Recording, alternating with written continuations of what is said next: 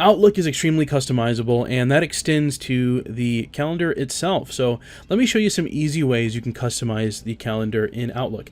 And the first thing I want to show you is the view of the calendar. You can see at the top of the page here that we have 5 different options that we can view the calendar: day, work week, month, and schedule view. So let me show you those one by one. So day, as you guessed it, if you click on that, it'll show you your day. Today's day, you see this big line showing you the current time and the meeting or appointment that you're supposed to be in right now.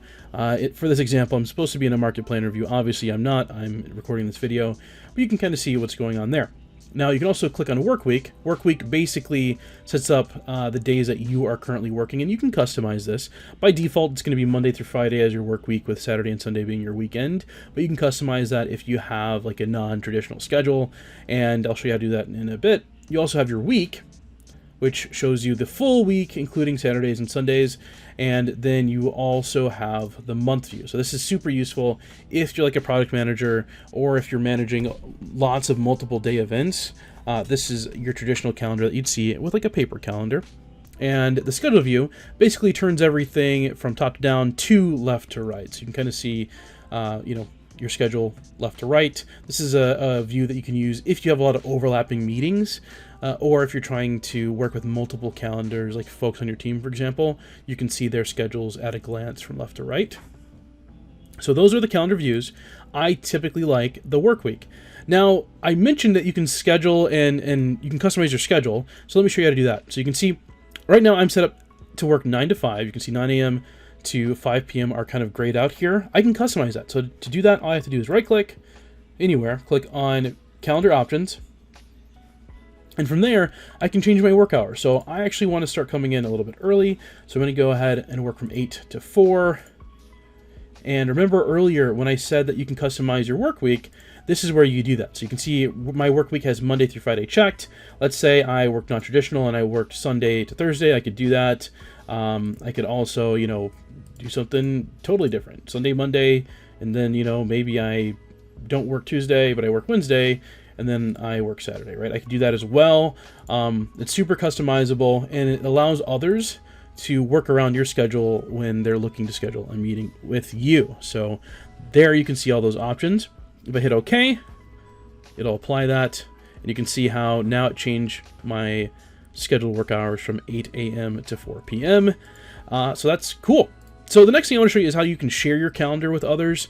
Now, by default, it's probably already shared with others in your organization, but let me show you where you can change those settings if you'd like. So if you click on where it says Share Calendar at the top, and click on the calendar that you're looking at, in this case, I'll use Isaiah because that's the demo that I'm using. And you can see under Permissions, you can see where it says My Organization. This is what everyone in your organization has permission to look at when they're looking at your calendar. And right now they're set up to see when I am busy. Now, you can change that if you want to be a little bit more open. You can change it to can view titles and locations, so they'll actually be able to see what your appointment or meetings are and where you're going to be. And you can even make it even more detailed, where they can click in and see the details of your meeting. And you can even make it really detailed and give them permission to actually edit your calendar itself. So this can be useful if, let's say, you're sharing your calendar with like an assistant, for example.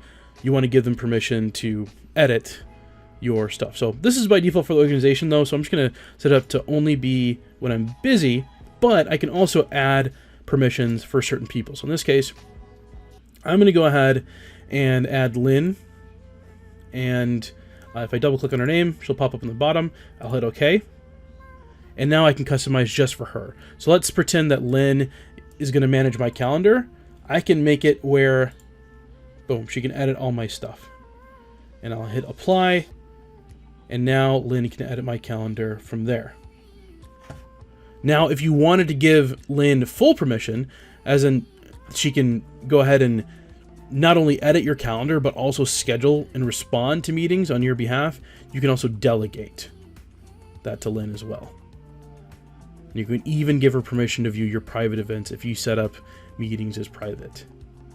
So this can be super useful. There's all sorts of use cases for this. Maybe you want your team to view your titles and locations. Maybe you want an assistant to delegate to. Maybe you want to lock things down so nobody can see maybe your privileged appointments. You don't want anyone to see what you're doing. because you're working on very important sensitive stuff, this is where you can change that information.